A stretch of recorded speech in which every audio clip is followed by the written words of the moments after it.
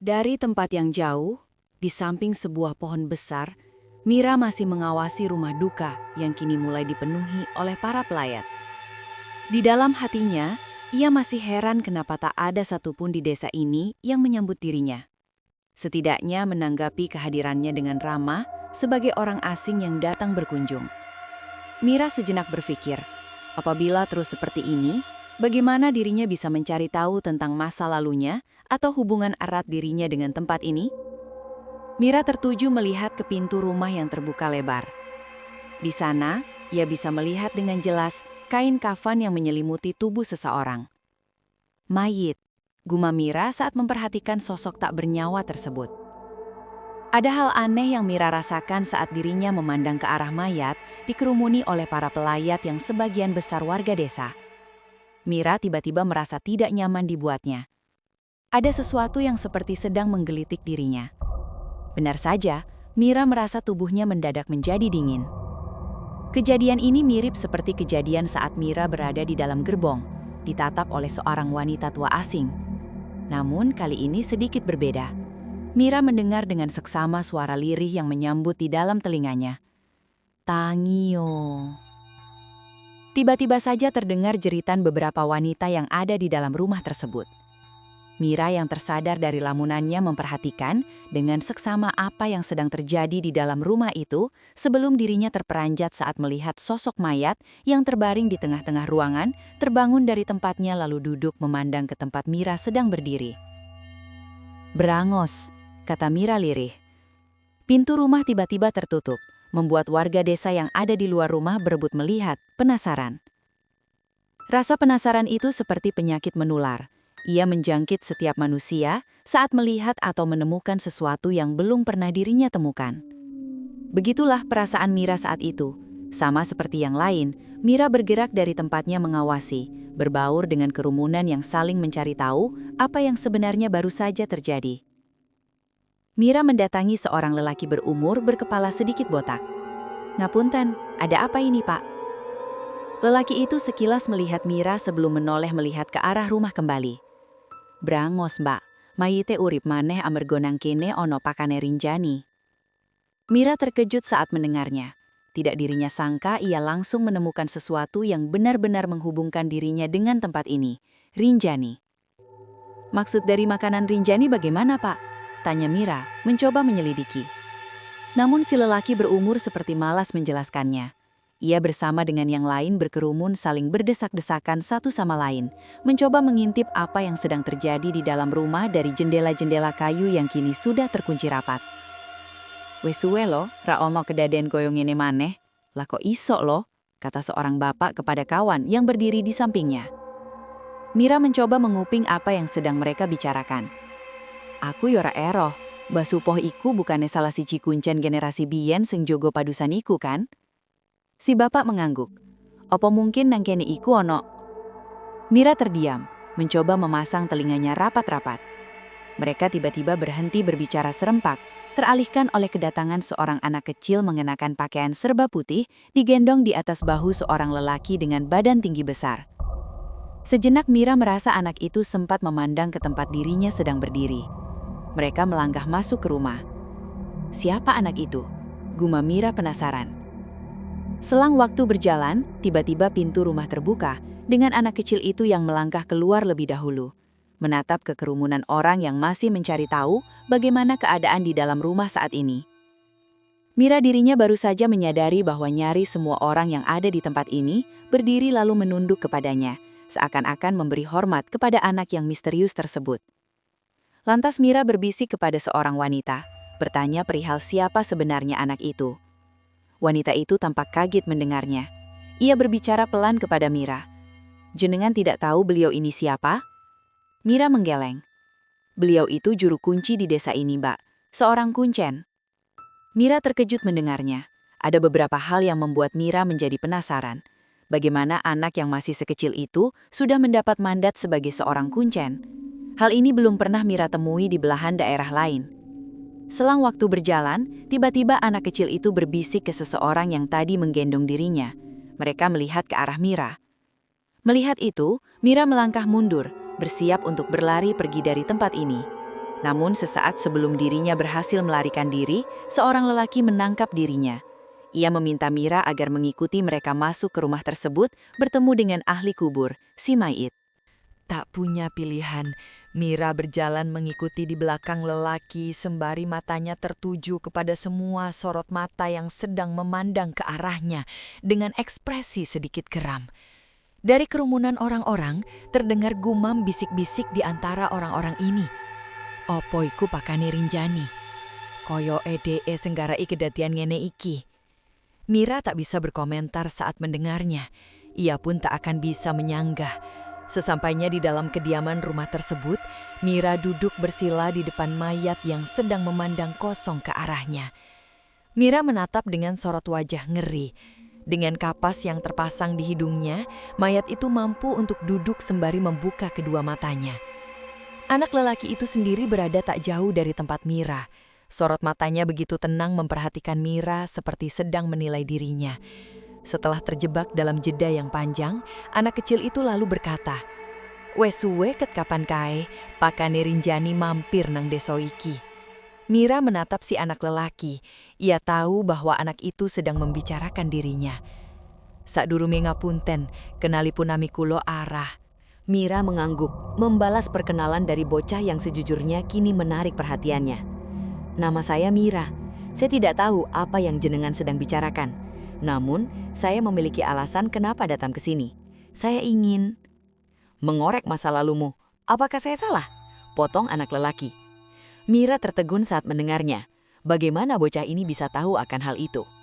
Mira mengangguk. Ara tersenyum sembari mendekat ke arah Mira.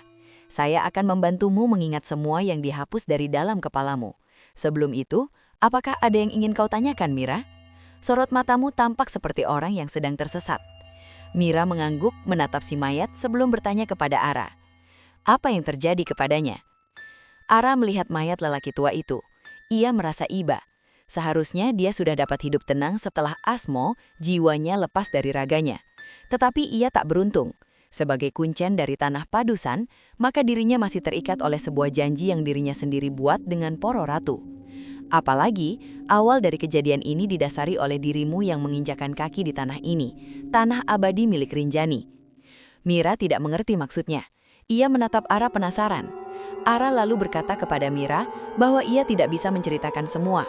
Bagian dari takdir lebih baik dialami oleh yang menjalaninya sendiri, karena disitulah letak dari kejutan saat manusia hidup. Ara lalu memerintahkan beberapa orang untuk mendekati si mayat yang masih duduk diam mematung.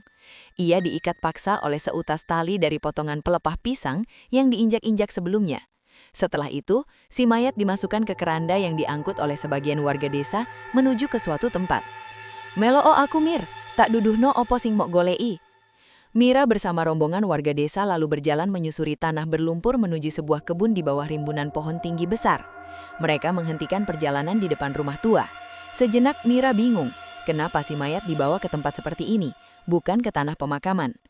Belum selesai Mira mencari tahu, tiba-tiba ia tersadar saat melihat rumah tua yang ada di tengah-tengah perkebunan ini. Sorot matanya bergetar. Mira merasa yakin bahwa rumah tua ini adalah rumah yang sama dengan rumah yang ada di dalam foto peninggalan ayahnya dulu. Tak lama kemudian, orang-orang mulai mengeluarkan mayat dari dalam keranda. Tubuhnya dibungkus dengan kain kafan secara utuh, lalu diikat dengan tali tampar. Mira semakin bingung dengan apa yang sebenarnya sedang mereka lakukan kepada si mayat. Bersama-sama, orang-orang ini menarik tali tampar yang sebelumnya sudah dikaitkan pada batang pohon terlebih dahulu. Mereka kemudian menggantung si mayat yang mengelepar-lepar di udara. Mira tercekat saat melihat ke atas pohon. Di sana, Mira melihat dengan mata kepala sendiri tempat di mana terdapat 7 kain kafan yang saling mengelepar satu sama lain, seakan-akan apa yang ada di dalamnya hidup.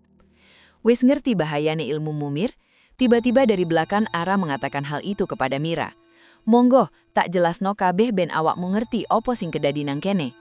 Mira mengikuti Ara, berjalan masuk ke rumah besar tersebut yang sepertinya tak lagi ditinggali. Seperti apa yang terlihat dari luar, bagian di dalam rumah masih terjaga dengan baik. Semuanya terdiri dari perabotan-perabotan mewah dan megah, membuat Mira bertanya-tanya, siapa pemilik dari rumah ini? Di antara orang-orang di sini, hanya Ara seorang saja yang menatap dirinya dengan pandangan mata tenang. Sesekali bahkan ia bersenyum dengan wajah yang polos. Namun Mira mengetahui bahwa di balik raga bocah berwajah malaikat ini, ada seseorang yang hidup di baliknya. Wes suwe aku ngenteni kowe, sing ragil sing paling janjeni. Di dalam ruangan yang terasa pengap itu, Ara tidak mengizinkan siapapun masuk.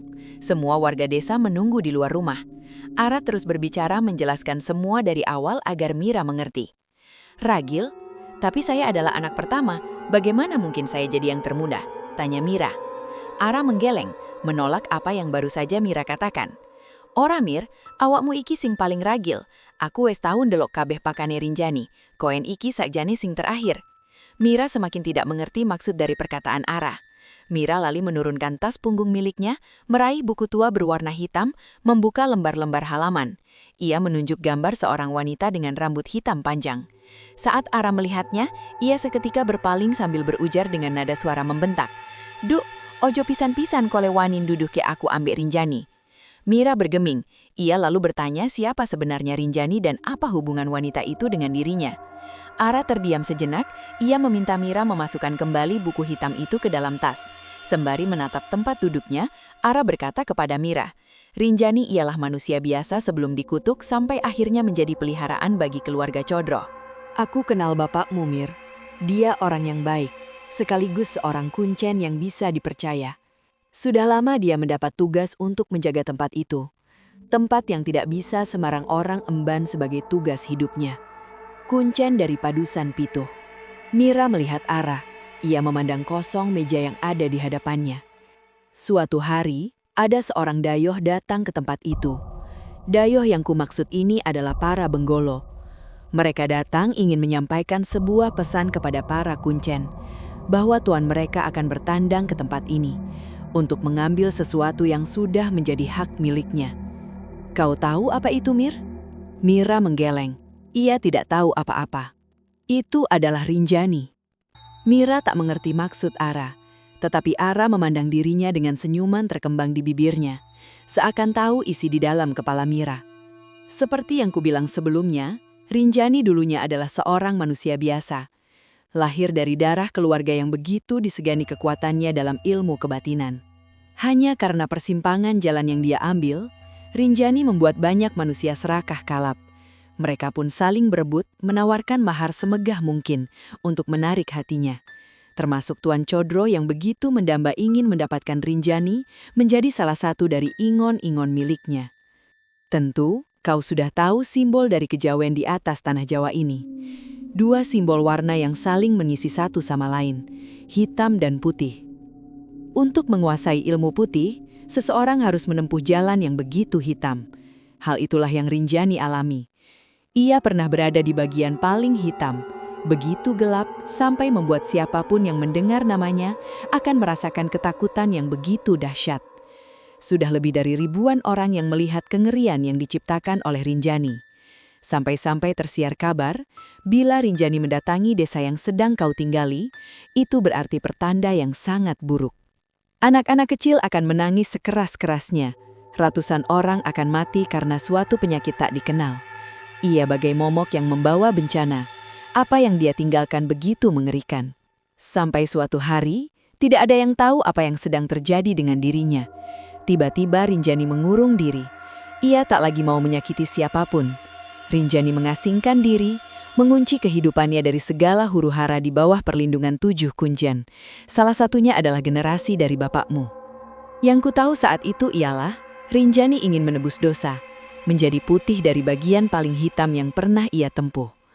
Tapi sayangnya kepala keluarga Codro tak mau membiarkan hal itu. Ia menginginkan Rinjani agar tetap hitam gelap, agar rencana yang sudah dirinya susun tercapai dengan bantuan tangan Rinjani. Wanita yang malang. Malam itu aku tidak akan pernah melupakannya. Malam paling gelap yang pernah kulihat secara langsung. Banyak hewan ternak mati, gagal panen di mana-mana. Semua itu karena Codro mengirimi Rinjani dengan mahar nyawa dari anak-anak tak berdosa. Ia tahu Rinjani menyukai anak-anak kecil, terutama anak perempuan. Ia suka membelai-belai rambutnya. Namun, tidak ada yang lebih buruk dari rasa suka yang berlebihan. Perlahan-lahan semua itu mulai menggerogoti dirinya kembali. Anak-anak malang itu perlahan menjadi santapan bagi dirinya. Semua anak perempuan malang itu akhirnya meregang nyawa di tangan Rinjani. Codro terus-menerus mengirim anak-anak, membuat para kuncen menjadi ragu, apakah Rinjani benar-benar bisa menjadi putih. Sampai bapakmu akhirnya mengusulkan suatu rencana yang awalnya menjadi perdebatan bagi mereka semua, yaitu tak lagi menuruti apa kata Codro. Satu persatu dari mereka mulai setuju, tak ada nyawa anak manusia lagi yang akan dikorbankan. Namun nasi sudah menjadi bubur. Rinjani yang sudah disulut oleh darah yang manis dari anak-anak tak berdosa, mulai menampakkan wujudnya. Wujud yang selama ini bersembunyi dari teriknya matahari. Ia keluar dari tempat dirinya bertapa. Warna kulitnya putih pucat, dengan wajah tirus. Tangan serta kakinya kurus kering. Rambut hitamnya begitu panjang, sampai tak bisa dilihat ujungnya. Rinjani melihat semua para kuncen miliknya. Ia bersumpah akibat apa yang para kuncennya perbuat sekarang. Setiap anak pertama yang lahir dari benih mereka akan menjadikan dirinya putih, karena penderitaan dari Rinjani saat ini ialah buah dari serangkaian kejadian yang sudah Codro perkirakan. Apa maksudnya? Mira melihat arah. Apa maksud dari makhluk itu meminta setiap anak pertama dari para pengikutnya? Ara tampak sedang berpikir. Sudah kuduga kau akan mengatakan itu, Mir. Namun bukan itu yang ingin kusampaikan. Yang kutahu dari seluruh kejadian ini, bapakmu patut dibanggakan. Karena apa? Karena dari semua anak-anak kunceng yang menjadi makanan dari Rinjani, hanya dirimu satu-satunya yang bisa selamat dari jeratan makhluk itu. Maksudmu makhluk itu tidak berhasil mendapatkanku? Ara mengangguk. Hanya bapakmu seorang yang berhasil menangkal kutukan yang dibuat oleh Rinjani. Setidaknya mereka berhasil menjaga dirimu sampai seperti sekarang ini. Karena itulah aku memanggil dirimu dengan sebutan Ragil. Karena dari semua makanan Rinjani, kaulah yang paling muda di antara mereka semua. Ara melompat dari tempatnya duduk. Ia meneguk segelas air yang ada di atas meja sebelum kembali berkata kepada Mira. Tetapi aku mendapat firasat yang tak mengenakan beberapa bulan ini. Semua ini akan menjadi simbol takdir yang tak bisa aku lihat gambarannya. Setetes darah keluarga besar baru saja tumpah di timur. Genangannya membentuk lajur baru dari skema ranjat kembang, Mir. Ada yang harus kukatakan lagi tentang semua ini. Mira menatap Ara. Sorot matanya kali ini lebih serius dibandingkan sebelumnya. 1 tahun yang lalu muncul 2 orang perempuan yang datang ke desa ini. Dia sama seperti dirimu, mampu membangkitkan Berangos saat ada salah seorang warga yang juga meninggal dunia. Namun aku tidak mengenal siapa mereka. Mereka datang untuk bertanya kepadaku, di mana keberadaan Rinjani saat ini? Aku tidak bisa menjawab. Pengetahuanku terbatas. Tetapi yang jelas, salah satu dari mereka bukanlah orang biasa. Mira membuka lembaran-lembaran yang ada di dalam buku miliknya. Ia menatap Ara, sembari tangannya mengukir sesuatu di atas sebuah kertas. Ia lalu menunjukkan hal itu kepada Ara. Sebuah catatan yang baru saja ditulis tangan, membentuk suatu nama. Sengaturi dan Bonorogo. Bocah itu tampak cukup terkejut dengan apa yang Mira lakukan. Meski samar, seperti yang dulu pernah dirinya dengar, bila makanan Rinjani pastilah memiliki suatu kelebihan, apakah bocah ini memiliki kelebihan untuk melihat sesuatu hanya dari sebuah cerita? Atau ia memiliki kelebihan yang lagi? Benar, jawab Ara setelah melihat apa yang ada di atas kertas. Salah satu dari 2 perempuan itu diikuti oleh makhluk-makhluk itu. Mira terdiam sejenak, lalu bertanya kepada Ara. Menurutmu untuk apa mereka mencari Rinjani? Ara hanya diam. Ia berpaling, berdiri membelakangi Mira. Sepertinya akan terjadi sesuatu yang sangat buruk. Aku sendiri tidak dapat menerka apa itu, tapi firasatku jarang meleset. Mira mencoba mengerti apa yang coba Ara katakan. Lalu Mira teringat alasan kenapa ia datang ke tempat ini. Kalau begitu Ara, bisakah kau membantuku? Bocah itu menatap Mira nanar. Ia sudah lebih dahulu tahu apa yang akan diminta oleh Mira. Sehingga sebelum Mira mengapakannya, Ara memperingatkan dirinya terlebih dahulu. Jangan, Mir. Bapakmu sudah susah payah melepaskan kamu dari cengkraman Rinjani. Jangan sampai kau tukar nyawamu dengan darah daging Codro. Aku memperingatkanmu. Mira terkejut. Ara tahu tentang Lindu, adiknya. Tapi aku ingin mencari Rinjani. Ara mulai tidak mengerti dengan jalan pikiran Mira. Apa yang kau inginkan darinya? Alasan apa sehingga kau sampai mau membahayakan dirimu sendiri? Mira bergeming. Ia masih melihat wajah Ara. Entah, hanya saja hatiku berkata bahwa aku harus menemuinya. Itu saja. Mendengar hal itu, Ara murka. Bangsat, apa kau tahu berapa lama bagi diriku untuk menunggu kedatanganmu ke tempat ini? Bila saja bukan karena utangku pada bapakmu, aku tidak akan repot-repot mau menunggumu. Tapi dasarnya buah jatuh tidak pernah jauh dari pohonnya. Kalian memiliki watak yang sama, benar-benar keras kepala. Aku peringatkan sekali lagi, Rinjani bukanlah orang yang bisa diajak bicara. Sekali saja kau menunjukkan kelemahanmu kepadanya, nyawamu akan melayang. Persis seperti kepala keluarga Chodro yang terakhir. Dia mati di tangan Rinjani. Mira tidak tahu, apakah Chodro yang dimaksudkan oleh Ara adalah sosok yang selama perjalanan ini berturut-turut menemui dirinya. Apakah menemui Rinjani benar-benar langkah yang tepat? Mira terdiam sejenak. Ia tampak sedang berpikir. Ara lalu bertanya sekali lagi. Jadi bagaimana? Apakah kau benar-benar ingin melanjutkan semua ini? Mira mengangguk. Bila memang harus kulanggar sumpahku untuk membantumu kali ini, maka baiklah, aku bersedia melakukannya. Dari pintu, terlihat dua orang melangkah masuk. Mereka mendekat ke arah Mira. Ia terlihat khawatir melihat dua orang itu sedang mengapit dirinya di samping kursi tempat dirinya duduk. Ara menatap Mira. Mereka saling berpandang-pandangan satu sama lain. Sebelum bocah itu mengangguk, memberi isyarat kepada dua lelaki yang berdiri di sampingnya. Tanpa menjelaskan apa yang akan mereka lakukan, tiba-tiba salah seorang dari mereka menarik paksa rambut Mira, membuat dirinya menatap ke langit-langit kamar, sementara yang lain memegangi kedua tangannya, menahan Mira agar tidak bergerak dari tempat duduk. Ara melompat ke atas meja, berjongkok melihat wajah Mira sembari berkata kepadanya, "Ini akan sakit sekali, kau harus menahannya." Mira tercekat, tubuhnya tiba-tiba mengejang, dalam posisi yang menyulitkan. Ia melihat Ara memasukkan satu tangannya ke dalam mulut Mira, seperti sedang meraih sesuatu di dalamnya. Ini adalah sumpah serta perjanjian yang dibuat oleh bapakmu, sumpah yang tidak sembarang orang mau melakukannya. Namun demi dirimu, ia bersedia menerima segala resikonya, termasuk kematian yang menghampirinya. Tubuh Mira gemetar hebat, terutama saat Ara menarik sulur rambut yang dipintal dari dalam mulut Mira. Bocah itu terus-menerus menariknya.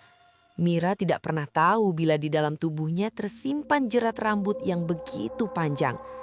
Semakin lama, rasa sakit semakin memenuhi kepalanya. Beberapa kali Mira menjerit, air matanya menetes. Namun Ara terus menarik rambut hitam legam tersebut. "Apa sudah mulai ingat, Mir?" kata Ara sembari memandang wajah Mira yang semakin lama semakin tersiksa. Sekelebat bayangan tentang neneknya tiba-tiba muncul. Mira mulai melihat saat nenek masih merawat dirinya. Ia tengah duduk di atas kursi di depan meja makan.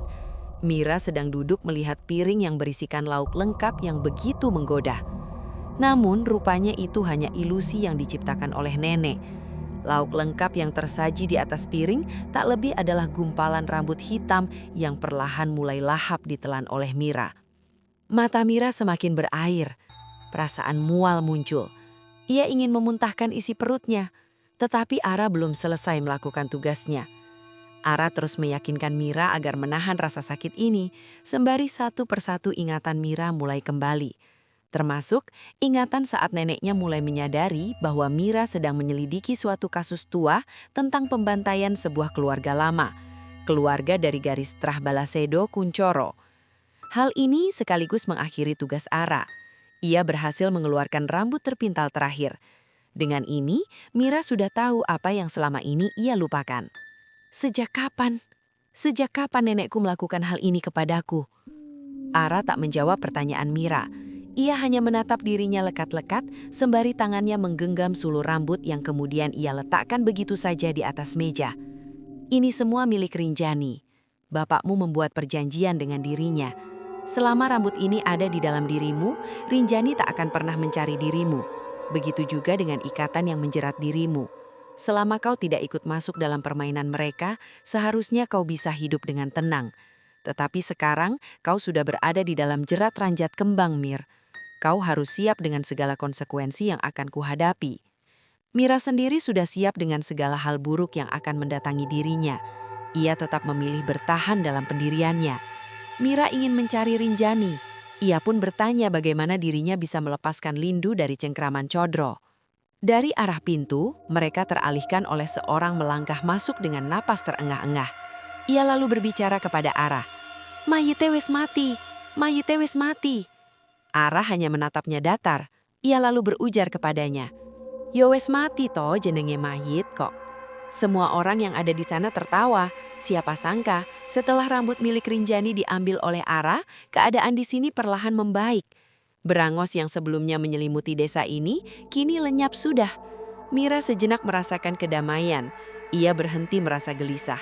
Ia juga tak lagi melupakan apa yang seharusnya dirinya ingat. Namun tiba-tiba ia mendengarnya. Mira berdiri dari tempatnya duduk. Ia yakin baru saja mendengar namanya dipanggil.